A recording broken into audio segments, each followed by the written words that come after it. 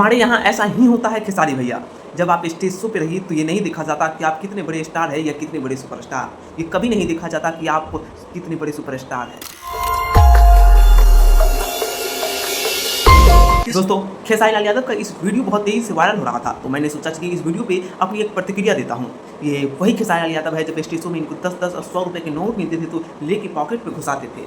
अब ये खेसारी लाल यादव जब इनको 500 के नोट मिलता है तो इस तरह से उछल क्यों रहे हैं?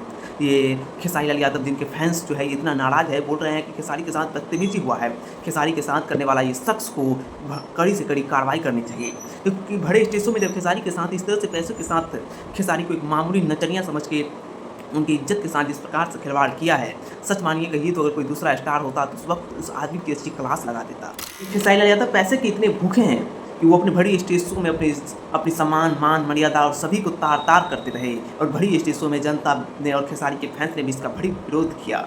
बाकी आप अपनी राय इस वीडियो पे क्या पड़ती है, कमेंट में ज़रूर लिखिएगा।